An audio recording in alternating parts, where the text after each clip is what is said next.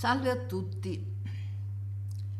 Dunque, oggi, prima di parlare, vorrei annunciare che è uscito, sta uscendo, perché l'ho già consegnato ad Amazon, il mio nuovo libro che è Come crescere figli sereni, in cui si parla appunto di come allevare i figli. E parlo su un'esperienza personale che insomma in parte avete visto perché un paio di figlie l'avete visti. E per quel che riguarda oggi invece vorrei trattare un argomento che mi è stato chiesto diverse volte, parlare di fratelli e sorelle. Il rapporto tra fratelli e sorelle. Sarebbe bello che tra fratelli e sorelle ci fosse un buon rapporto, perché è un rapporto che dura per la vita, è un rapporto importante. Pensate che un rapporto d'amore può finire, no? Ma un rapporto tra fratelli e sorelle è eterno. Però purtroppo spesso non è così. Allora, il rapporto tra fratelli e sorelle dipende soprattutto da come si sono comportati i genitori coi figli. Se i genitori non si sono comportati bene con i figli, ovvero se i genitori non hanno amato i figli, cosa abbastanza frequente, i fratelli e sorelle non si ameranno molto, anzi facilmente saranno gelosi fra di loro, perché penseranno che il genitore non ama lui perché ama l'altro. I figli non capiscono che i genitori, se non amano un figlio, non ne amano nessuno. Se non amano un figlio perché lo sentono sensibile, debole, se è omosessuale, se è femmina e non è maschio, eccetera, eccetera, vuol dire che non sanno amare i figli. I figli si amano come sono. Si amano se sono più intelligenti, meno intelligenti, se sono neurodivergenti, se hanno disabilità fisiche, se hanno disabilità psichiche, comunque siano, i figli si amano. Si amano perché, non perché sono in un certo modo quei figli, ma perché sono in un certo modo siamo in un certo modo noi, cioè perché abbiamo un istinto materno. L'istinto materno è una cosa che si possiede o non si possiede, è una cosa che può essere dato alla nascita e può perdersi col tempo, oppure si può conservare, oppure si può ampliare. Io ricordo da bambina, sono nata in una famiglia allucinante, e da bambina io piangevo di nascosto perché altrimenti venivo colpevolizzata, presa in giro, eccetera, perché mio padre cacciatore portava gli uccelli uccisi. Quando gli altri non c'erano io abbracciavo quegli uccellini, me li mettevo vicino alle guance, chiedevo loro perdono e piangevo per loro perché erano stati uccisi. Era una mia forma di maternità. Non è un merito, ci si nasce, ok? Qualche volta si sviluppa, perché io per esempio per un certo periodo sono anche diventata anestetizzata per difendermi dai genitori. Poi dopo ho fatto un percorso interiore e ho riacquisito quello che avevo nell'infanzia. Quindi fratelli e sorelle, se hanno dei genitori che non amano i figli, non si ameranno nemmeno fra loro. C'è anche un altro particolare, ed è che ci sono figli, parlo di genitori non capaci di amare, ci sono figli che somigliano nel carattere ai genitori e allora stanno dalla parte dei genitori. Altri figli non stanno dalla parte dei genitori perché hanno un carattere diverso e allora questi figli si combatteranno fra loro o si odieranno addirittura. Se i genitori amano la sopraffazione dei figli, e spesso c'è, ci saranno dei figli che stanno dalla parte della sopraffazione, cioè che colludono con i genitori e vedono l'altro figlio più sensibile, più fragile e lo odiano, perché rappresenta la loro parte fragile che non è amata dai loro genitori, perché noi amiamo di noi stessi quello che i genitori amano di noi. Lo ripeto, noi siamo portati ad amare di noi stessi quello che i genitori amano di noi e siamo portati a odiare di noi stessi quello che i genitori odiano di noi. E questo ce lo portiamo appresso per una vita, a meno che non andiamo a fare un percorso interiore e scopriamo che le parti che sono state cancellate. Mi sta venendo in mente una frase inerente al Tempio, la parte scartata del Tempio è la pietra angolare del Tempio. La sentii pronunciare in massoneria, ma era tratto credo dalla Bibbia. Ciò che noi scartiamo è il meglio di noi. Quello che noi odiamo di noi è il meglio di noi, quello che i genitori odiano di noi è il meglio di noi, perché la sensibilità è quella che può salvare il mondo, l'insensibilità è quella che uccide il mondo. In questo periodo, come tutti gli altri periodi, non è migliore o peggiore, di guerre, di sopraffazioni, rispetto ai civili, ai bambini, no? Stanno succedendo delle cose orribili, tremende, di cui non frega niente a nessuno, perché agli altri non interessa che c'è una guerra dove tutta gente viene torturata, uccisa, eliminata, bombardata, che gli frega, non siamo noi, perché noi non riusciamo a metterci nella pelle degli altri, nei panni degli altri, come si dice. Siamo insensibili e se siamo sensibili è anche un guaio, perché sentire dolore per tutti quelli che soffrono è un peso grande. E attenzione, perché la via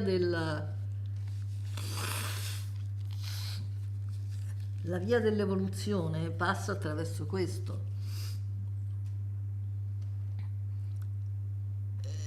Se ci evolviamo, noi stiamo bene perché percepiamo la parte positiva del mondo, ma percepiamo anche quella negativa. Se voi guardate il libro Mutus Liber, che è fatto, è il libro muto che parla dell'alchimia, ma è fatto senza parole, è fatto tutto di immagini dal principio alla fine, molto carino, molto interessante. Alla fine c'ha un'immagine dove fa capire che i due, uomo e donna, quindi parte femminile e parte maschile, hanno centrato il bersaglio, no? Fanno vedere un bersaglio dove c'è la freccia e che tutto, e c'è scritto 1, 10, 100, 1000, 100.000, eccetera, eccetera, che tutto si moltiplica, ed è vero, cioè si moltiplica il piacere, la bellezza, il senso della bellezza, dell'estetica, della tenerezza che c'è tra la gente e che c'è in natura, e si moltiplica anche la visione della parte terribile, della parte crudele, della parte distruttiva, cioè si coglie anche quella molto di più. Si coglie soprattutto il dolore che si dà agli animali, che è una cosa terribile perché continua, è molto di più che verso gli umani, no? Gli animali vengono ogni giorno torturati, imprigionati in maniera, in modo veramente impietoso, no? E soffrono tutta la vita per poi essere uccisi malamente. Eppure noi li mangiamo come se fosse nulla, no? Noi compriamo la fettina perché non ammazziamo l'animale. Se dovessimo ammazzare l'animale, difficilmente compreremo e mangeremo la carne. Ma siccome non lo vediamo, facciamo finta di niente. Ma lì dietro c'è un animale che ha sofferto e sperato come noi, ed è come noi. Questo è da capire. Chi cresce, chi si evolve, lo capisce. Quindi, tornando a fratelli e sorelle, perché io tendo a divagare, come mi hanno fatto notare più volte, ed è anche vero, i fratelli sono di un certo tipo. Per esempio, se i fratelli sono stati... Se i fratelli maschi sono stati più amati dai genitori, i fratelli maschi avranno un certo disprezzo per le sorelle femmine, perché avranno abbracciato quel desiderio molto facile, molto gratuito, di sentirsi superiori alle sorelle. È un desiderio che l'uomo spesso, no? Nelle varie epoche ha abbracciato tantissimo, no? La sua superiorità nei confronti della donna, a cominciare dalla Chiesa, poi le donne le ha estromesse del tutto. Quindi se i fratelli sono abituati a essere visti, i fratelli maschi sono abituati a essere visti di maggior valore perché i genitori, a cominciare dalla madre, gli danno un maggior valore delle femmine, loro si sentono superiori e vogliono che le femmine li sentano superiori, perché questo li compensa di tante vicende di non essere stati amati, insomma, di tante vicende brutte della loro famiglia. A questo punto, se le ragazze, se le sorelle non accettano questa loro supremazia, loro cominciano a odiarle un pochino, perché gli tolgono potere. E quindi si crea un dissidio fra fratelli e sorelle.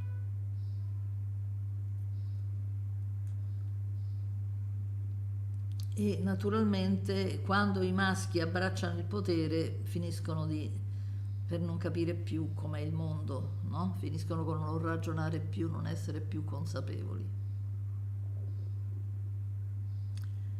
Ed è abbastanza frequente questo, perché la madre, è la madre quello che in genere preferisce il maschio, vede nel maschio quello che la difenderà da grande, come non l'ha difesa suo marito. Ci vede il suo marito ideale, insomma.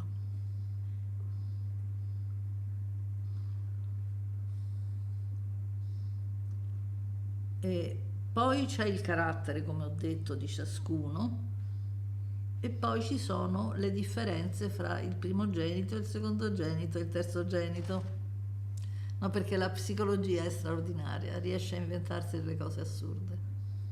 Allora, tutti a inventare regole sul primogenito, sul secondogenito e sul terzogenito. Normalmente dicono che il primogenito è quello che deve occuparsi degli altri fratelli. A volte sì, nelle famiglie molto povere, quando i genitori se ne andavano, uscivano, è vero, ma nelle altre famiglie non si occupavano dei più piccoli. Qualche volta è vero che gli si diceva quando uscivano: portati dietro tuo fratello o tua sorella più piccola perché non la lasciamo sola a casa, insomma, no? E quelli naturalmente si indispettivano per questo, no? Perché volevano stare con i compagni della loro età, non volevano portarsi appresso fratelli più piccoli, perché dovevano stare attenti che non sentissero cose, non potevano fare quello che non volevano far vedere alle sorelle o ai fratelli più piccoli. Quindi questo creava un dissenso fra i più grandi e i piccoli. Ma l'adulto, che il fratello maggiore o la sorella maggiore da adulti tendessero a fare da guida agli altri. Questo se lo sono sognato. Poi c'è il fratello mezzano, che è quello che è stato fratello più piccolo e quindi più vezzeggiato e più adorato, e non è detto, perché bisogna vedere prima se era voluto e poi se è voluto dopo che è nato. E poi c'è il fratello minore, che è quello più coccolato, perché è quello più piccolo. Anche questo non è vero, perché i genitori, se non coccolano i figli, non li coccolano né piccoli né grandi. L'unica cosa vera che c'è è che spesso, rispetto al fratello più grande, il fratello più piccolo ha dei genitori più anziani, che sono diventati un po' più tolleranti, sia perché sono cambiati i tempi, perché i tempi cambiano, e su come allevare i figli ci si evolve un pochino, no? Perché per sentito dire, no? E quindi sia perché sono vecchi e hanno meno energie, e poi perché pensano che i figli potrebbero accudirli quando sono ancora più vecchi, per cui diventano interessatamente, non disinteressatamente, ma interessatamente più gentili coi figli. Cioè, in genere i genitori con gli ultimi nati sono più permissivi perché sono cambiati loro, non perché quelli sono gli ultimi nati. Quindi una differenza sotto questo punto di vista c'è. Per il resto, tutto quello che si è inventato la psicologia è una balla. Fratello maggiore, fratello mezzano, fratello minore, o è trattato bene o è trattato male dai genitori. Questo è l'importante, il resto non conta. E i figli trattati male spesso vorrebbero essere figli unici, perché pensano che il genitore darà di più a loro in quanto dà qualcosa ai fratelli. In genere parlano di un lato economico, perché spesso i genitori non vogliono spendere con i figli perché non li amano. E chi invece è nato figlio unico, è nato e vissuto figlio unico, spesso desidera avere fratelli, no? Sperando di poter condividere la sua situazione, di potersi confidare con altri. Qualche volta avviene che dei figli si coalizzano fra di loro contro dei genitori anaffettivi o peggio, e allora fanno un fronte comune e allora si amano, c'è un amore fra di loro, ma non è così frequente. In genere, più i genitori sono distruttivi, più i figli si odiano fra loro. Poi c'è il caso dei gemelli. Sui gemelli hanno scritto l'ira di Dio. Naturalmente c'è il fatto dei gemelli bizigote o monozigoti, eccetera, eccetera. Non c'è se sono nati da un unico ovulo o meno. E lì c'è una differenza, dicono, notevole. Secondo me è più importante come sono allevati che non come sono nati. I gemelli in genere si coalizzano fra di loro se non hanno dei genitori pessimi, ma anche con i genitori pessimi a volte si coalizzano, cioè si sostengono fra di loro. E siccome si sostengono fra di loro, la psicologia cosa dice? Separateli. Cioè, separare i gemelli è un'infamia. Non devono stare nella stessa classe, non devono vestire uguali, non devono vestire uguali. Ai figli non gliene frega niente di vestire uguali o meno. Ai figli gli frega di vestire quando sono grandi, allora sì, perché devono farsi vedere dai maschi o dalle femmine, eccetera. Quando sono piccoli non gliene frega niente. Poi ci sono le dovute eccezioni, ci sono bambini precoci che badano ai loro vestiti, ma non difficilmente si seccano per avere dei vestiti uguali. Io ricordo le mie piccole, le mie gemelle, che non sempre le vestivo uguali, ma qualche volta sì, loro non avevano nessun problema a vestirsi uguali fra di loro e si sostenevano comunque. Qualsiasi cosa succedesse, l'una sosteneva l'altra e volevano stare insieme. Ma tutti i psicologi dicevano che andavano separati, perché la psicologia è per l'anestesia, non è per i sentimenti. Tant'è vero che la cognitiva comportamentale non va dai sentimenti, anzi, cerca di toglierli, perché a una persona gli si dice: tu sei stato condizionato così, adesso ti insegno come ricondizionarti, per cui la mente condizionata viene ricondizionata, quindi senza speranza di uscire fuori dai condizionamenti. Ho detto una cosa che farà arrabbiare molti, vabbè, ci sono un po' abituata ormai, ho già fatto arrabbiare tanta gente con gli abusi. Fratelli e sorelle è un rapporto che però si può riscoprire da adulti. Cioè, se i genitori non sono stati amorevoli, e in genere non lo sono, ci sono diverbi e allontanamenti tra i figli. A volte però, se uno di questi fa analisi e comincia a capire che cosa gli è accaduto da piccolo, può cercare di mettersi in contatto con l'altro, in genere lo fa, e di fargli capire quello che gli è accaduto, cioè quello che è accaduto a lui, no? Spesso chi viene in analisi mi dice: ma io ho un fratello, una sorella così, posso dirgli quello che gli è accaduto e posso dirgli quello come sono stati i nostri genitori, e io consiglio: non dite all'altro che è stato abusato, dite che voi siete stati abusati, perché l'altro lo reggerà molto meglio, poi alla fine capirà che pure lui è stato abusato, perché se siete stati abusati voi è facile. Non è detto nel senso che ci sono dei padri abusatori che abusano solo delle femmine, così come ci sono delle madri abusatrici che abusano solo dei maschi, perché ci sono anche le madri abusatrici, non illudetevi, e ce ne sono tante. Ho parlato delle madri abusatrici degli incel, non l'avessi mai detto, ah no, non è vero, però io tutti i pazienti che ho avuto quello avevano, e questo spiegherebbe anche il loro comportamento. Se me lo spiegate in un altro modo, perché si sentono bambini, perché hanno paura delle donne, beh, io lo accetto, sono pronta a mettere in discussione ciò che credo, però mi dovete dare un'altra risposta, non mi dovete dire no, non è vero, è troppo facile. Quando si confuta una persona bisogna per serietà sempre portare un'altra ipotesi, altrimenti state solo difendendo le vostre idee preconcette.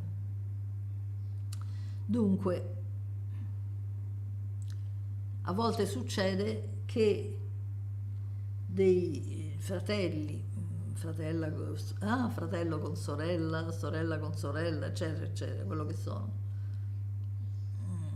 improvvisamente riprendono un contatto quando l'altro gli racconta ciò che ha scoperto in analisi, e generalmente l'altro fratello comincia ad aprire un pochino gli occhi e ad ascoltare il fratello o sorella con maggiore benevolenza. In genere si ritrovano, rilegano un rapporto fra di loro, fino a che l'altro scopre che questo genitore è stato, o questi genitori, è stato distruttivo anche con lui o con lei. I fratelli e le sorelle hanno anche un comportamento che è legato al loro carattere, cioè hanno un carattere innato. I figli non sono uguali. Non è vero che noi prendiamo il carattere dai genitori, noi tendiamo a cercare da chi abbiamo preso il carattere, no? Allora, questo somiglia fisicamente a questo e somiglia come carattere a quest'altro, eccetera, eccetera. Diciamo che si nasce con caratteri diversi. Secondo me perché ci sono reincarnazioni diverse e situazioni diverse, ma questa è una cosa a cui giustamente chi non crede ha tutte le ragioni per non crederci, non è dimostrabile quindi. Però quel che è certo è che non nasciamo uguali, perché io ricordo quando andavo all'università che c'erano dei ragazzi che pensavano che noi nasciamo uguali, no? E poi ci forgiano i nostri genitori, non è affatto vero. Perché fin dai primi anni, addirittura fin dalla culla, si vede il comportamento diverso. Le mie gemelle si comportavano diversamente fra di loro. C'era una più curiosa, una meno curiosa, una più curiosa di certe cose, una curiosa di altre, eccetera, eccetera. Una più remissiva, una più indipendente, eccetera, eccetera. C'era una differenza fra di loro. Quindi c'è un carattere diverso fra fratelli e sorelle. E questo è importante, perché c'è un carattere che non sopporta il dolore e il subire il dolore, per cui cerca di essere dominante, cerca di rifare all'altro perché non sopporta il suo vittimismo. Non spiegata male, il suo essere vittima, non vittimismo. E siccome non vuole sentirsi vittima, preferisce sentirsi carnefice. E allora fa comunella col genitore. E magari va contro l'altro fratello. Quindi molto dipende dal carattere. Chi sente il dolore di non essere stato amato dai genitori o peggio, non è un vittimista, è uno che sente. Chi non se ne accorge è quello che non sente. Non è uno troppo fragile, è uno che ha la capacità di sentire e quindi di starci male. Non è che sia una bella soluzione quella di non sentire, perché se non sentire non sentiamo, se non sentiamo non sentiamo noi stessi e non sentiamo gli altri e non capiamo niente del mondo e non ci evolviamo. E diventiamo insensibili con gli altri e facciamo del male facilmente agli altri.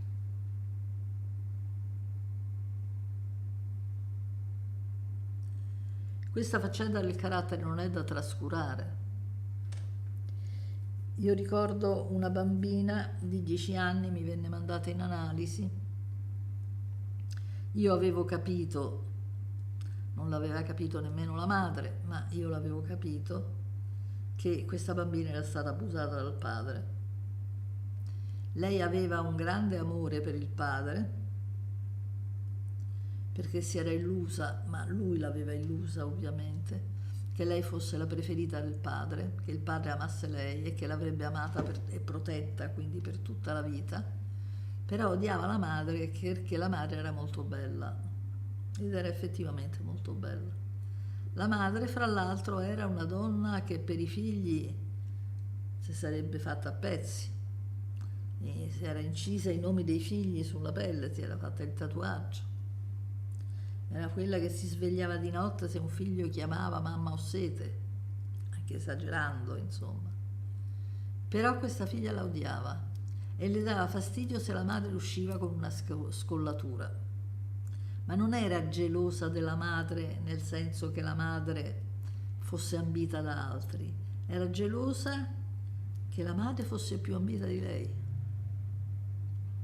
A 10 anni odiava la madre perché aveva paura che suo padre finisse per preferirla a lei. Questo non è un buon carattere. Così ci si nasce, non ci si diventa. È vero che spesso le figlie, quando sono state abusate dal padre, spesso, più volte, si innamorano del padre e pensano che il padre sarà il loro uomo per tutta la vita. non scandalizzatevi perché è così, e a volte guardano la madre come una rivale, questo è vero, però contemporaneamente non vorrebbero perdere la madre, tanto è vero che hanno una paura fregata che la madre se ne accorga, perché rischiano di perderla.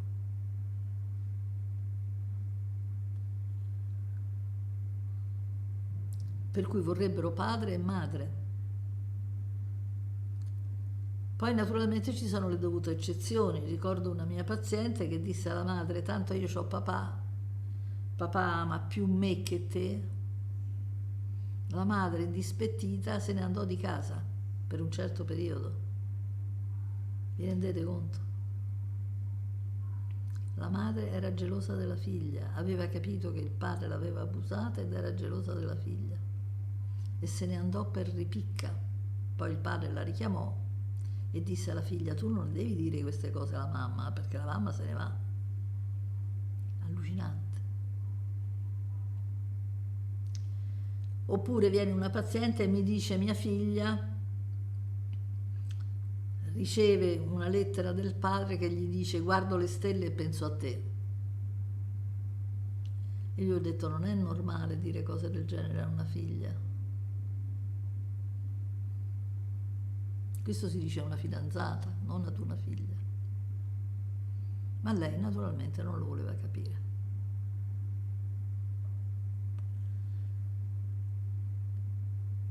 Ci sono quindi figli abusati, e ce ne sono molti, e quando c'è un abuso in famiglia spesso riguarda tutti i figli, e questo crea una rivalità tra fratelli. Non sempre, perché ci sono caratteri molto positivi che invece cercano di autoproteggersi e di proteggere i fratelli, ma ce ne sono tanti altri che sono invece invidiosi delle attenzioni che hanno i loro fratelli e li odiano per questo. E poi c'è un'altra categoria di fratelli, dico fratelli, intendo fratelli, sorelle,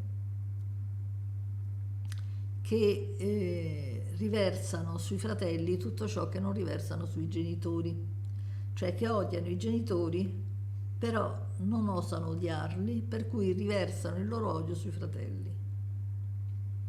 E questo lo vediamo anche nella vita sociale. Ci fu ricordo un mio paziente che venne da me e disse: io sono stato promosso, sono passato di rango e tutti mi odiano perché io sono stato promosso.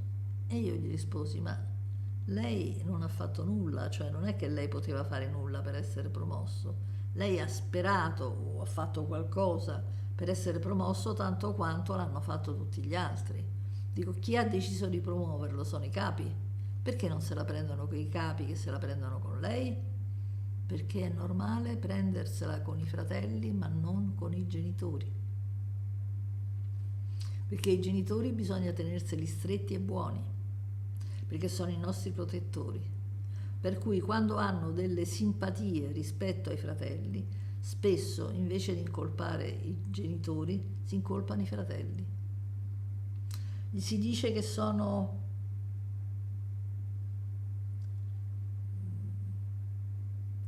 che nascondono le loro intenzioni, che nascondono il loro carattere, che non si fanno vedere per quello che sono ipocriti, insomma, no?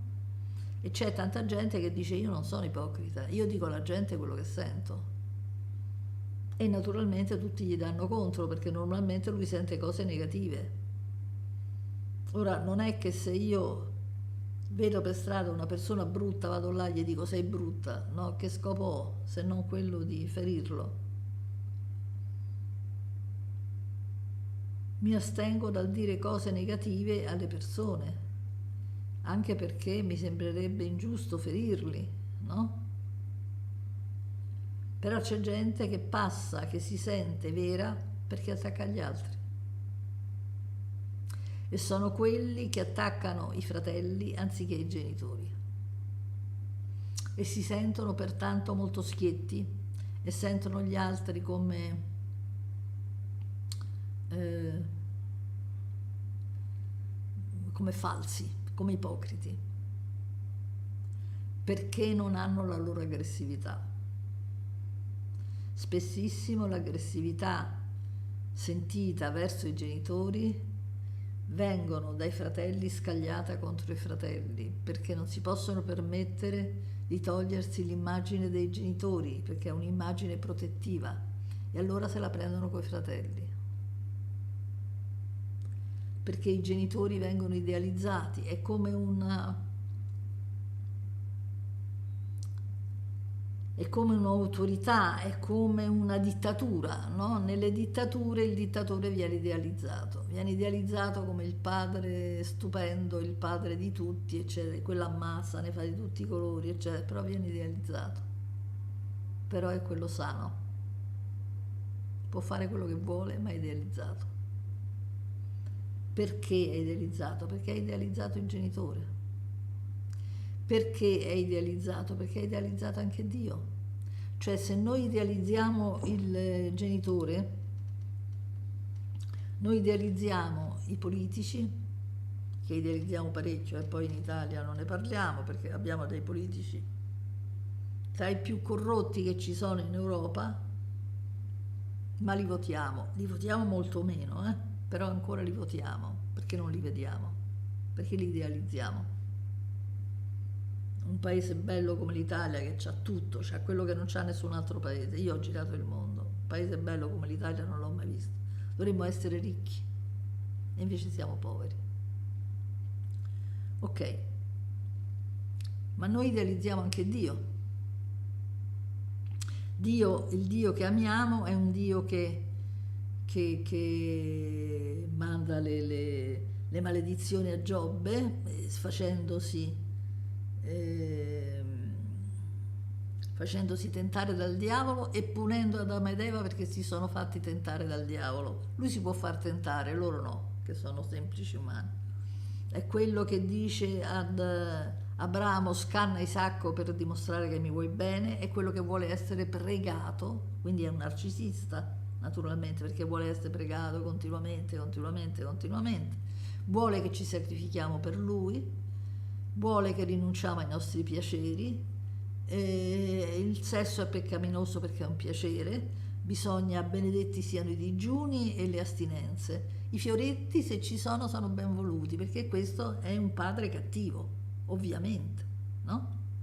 Non ama i figli, se no non vorrebbe questo, vorrebbe che i figli stessero bene. Ma perché questo? Perché i genitori sono così.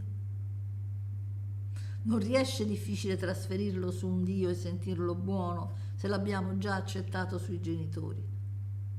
I genitori sono la base del potere sulla terra. La famiglia è fatta in modo che i genitori comandino su tutto, siano autorizzati anche a picchiare i figli, perché in Italia non c'è ancora la legge che vieta di picchiare i figli. Noi siamo una categoria di animali disumana, cioè senza pietà, non abbiamo pietà dei nostri figli e li colpiamo e li battiamo per una semplice ragione, perché siamo i più forti, perché non osiamo colpire i nostri vicini di casa, colpiamo i nostri figli, quindi quando siamo nervosi noi ci sfogliamo sui nostri figli, che naturalmente ci odiano ma lo nascondono, facendo un casino della loro vita. Oppure sfogandosi tra fratelli e sorelle, cioè invece di odiare i genitori, spesso i figli odiano i fratelli e le sorelle. Spesso l'odio nei confronti dei fratelli e delle sorelle è l'odio che hanno nei confronti dei genitori. Ma siccome i fratelli e le sorelle li possono perdere, anzi li vogliono perdere, perché li considerano dei competitivi, allora fanno finta che i genitori sono giusti e quelli sbagliati sono i fratelli e le sorelle. Ok, un saluto a tutti, arrivederci.